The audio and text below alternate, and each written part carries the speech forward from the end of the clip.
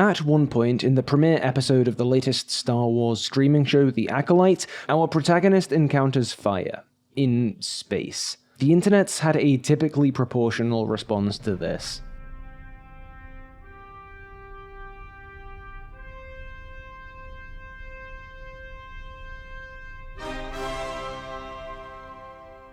Today I want to talk about this backlash, why it doesn't make much sense, what it tells us about the way people watch Star Wars, and how it flattens the show itself. But just before we get into all that, do you have a moment to talk about Raycon's everyday earbuds? This video's sponsor Raycon sent me a pair, plus this nifty yellow case protector, and I've been wearing them a lot, in and out of the house. Doing the shopping is a lot more fun with some tunes on and Raycon's active noise cancellation doing its thing. Now is the time to grab a pair. The newly upgraded everyday earbuds model boasts that aforementioned active noise cancellation, as well as multi-point connectivity and an even more ergonomic design. And that last point might be my favorite. I can honestly say that these are the comfiest in-ears I've ever owned. Take them on a walk, take them to the park, take them to the pub, do all of that in a row and they'll stay charged. They've got a whopping 32-hour battery life. So if you're in the market for some affordable earbuds, why not help the channel out, follow my discounted link in the description, that's buyraycon.com/pillar, and grab yourself a pair. I'm honestly super happy with mine. But yeah, the Acolyte's fire in space is being painted largely as a flaw, and an unprecedented one. It's bad and it's random, out of place here, that's the idea. So let's start with the easy part. Fire is Star Warsy. Look, this isn't just going to be a video where I point out that we've seen fire in space plenty before in this franchise, but as you can see from the clips I'm showing right now, we obviously have, right? To the point that there are years-old Wikipedia forum posts about it. More often we see fireballs than a burn like the one OSHA sorts out, but I think it goes without saying that neither are realistic. You need oxygen for fire, and there is none in space. Maybe some is released when, say, a ship is destroyed, but A, not enough of the kind of pyrotechnics we very regularly see, and B, what about stuff like this? So what's with all this? Is George Lucas a hack idiot? Does he think there's air in space? Is he a goddamn shit-for-brains loser?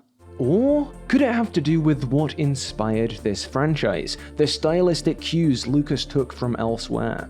It's well known that alongside the Kurosawa and the Flash Gordon and the Westerns, history and footage from the Second World War inspired the Star Wars creator. Lucas's space battles in particular drew heavily from 40s era dogfights, as well as depictions of wartime aviation in subsequent cinema. And what happens when you blow something up where there is atmosphere?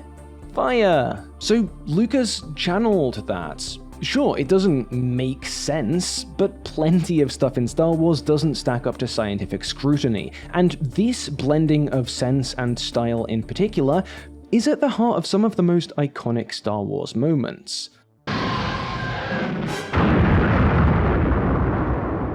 That moment in The Acolyte isn't out of place then. Fire in space kind of embodies Star Warsiness, the 40s in space vibe, the pulpy, filmy texture of this world. There is a place for rigid realism in sci-fi, but Star Wars is not and has never been that place. And that's never been a flaw, it's a stylistic choice, one we were all pretty much fine with in non-The Acolyte projects. Sure, it is a nit that has been picked, but it was picked with the understanding that doing so was being pedantic, was missing the forest for a pretty silly tree. Again, this is not the case with many of these discussions around The Acolyte. Here, fire in space is a flaw, and a load-bearing one. It represents utter lack of thought and care. But hey, didn't I say this wasn't the main point of this video? Fire is Acolyte-y. Let's do something few of the fire in spaces are doing. Let's consider the rest of the show. Because even if fire in space is a very Star Wars-y, idiosyncratic feature of the franchise, we'd be wrong to think about the presence of fire here in purely stylistic terms. We've also got to think thematically, because fire is kind of important in this show. The fire in space scene isn't an unimportant one, it's practically our introduction to our protagonist, OSHA, and its extinguishing marks the arrival of the arresting Jedi. It's what she's doing as the plot comes knocking at her door. But fire's more than just a downbeat. The defining point in both Osha and Mei's lives was the burning of their home, seemingly caused by the latter, and in that first fire scene, we see Osha transfixed by the flames, mentally reliving that horror. Fire is a trigger, fire is a conduit for characterization and foreshadowing. But it's not just this either. Fire crops up one more ominous time in that first episode. Connect to the Force and tell me what comes into your mind. I see fire. It grows larger. It consumes anything that tries to stop it. Now, I don't want to get too speculative here, but this is a show set in the waning years of the Republic, which seems to be concerned with the shadowy re-establishment of the Sith, whose consequences you may remember.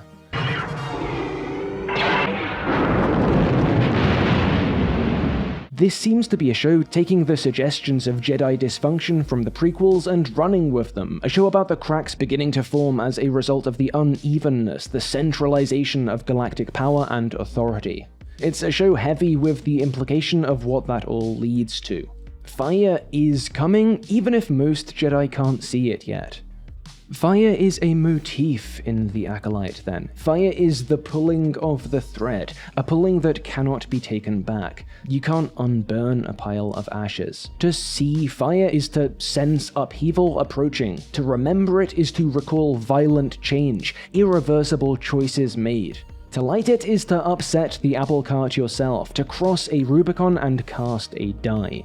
Or at least, that's how things look now, as of episode 3. Some of that might be off, we might get a different picture of what this motif is bringing as the show continues. Hey, almost like trying to make a definitive reading of a show that's just started is a silly idea. But it's clear that something is here, that fire in space not only embodies Star Warsiness, but also Acolyte-iness, that it's the entry point into a specific and somewhat meaningful sequence of signs. And hey, it's not like I'm being a hindsight warrior either. Apart from the specifics of how things went down on Brendok, this is all from that first episode. The youngling scene and the attendant idea of fire having some symbolic importance here was even present in the trailer. Though I guess if you're just race-checking this scene instead of listening, you might have missed this. Wait, why the heck are people doing that?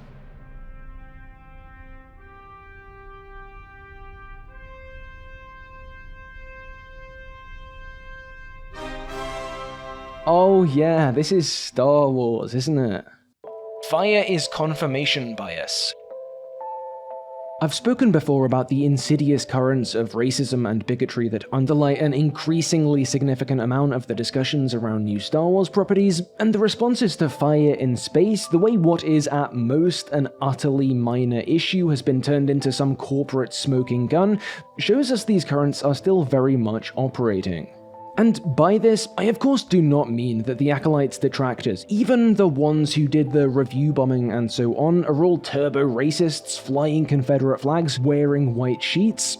Obviously not. The reality is a lot more mundane. It's boring. It's subliminal. Sometimes it is as simple as confirmation bias. You watch a show that has a black female lead, and because you've watched a few videos or read a few posts from a certain type of online creator, a creator who's maybe made some kinda solid points about other stuff in the past, a part of your brain goes, sure, pretty convenient that she was the best actress for the role, or sure, I see what they're doing, writing a show with a lead role like this, with mothers plural, okay, clearly this isn't organic storytelling, clearly a few things have been forced in. You start to wonder if these people even care about the story, or if it's all an excuse to virtue signal. So you start looking for holes. And it doesn't matter if you find the type of gap this franchise has always had, a type of gap that is utterly superficial. Here, that gap is a hole, and that hole augurs disaster. Here it shows a total lack of care and knowledge and skill.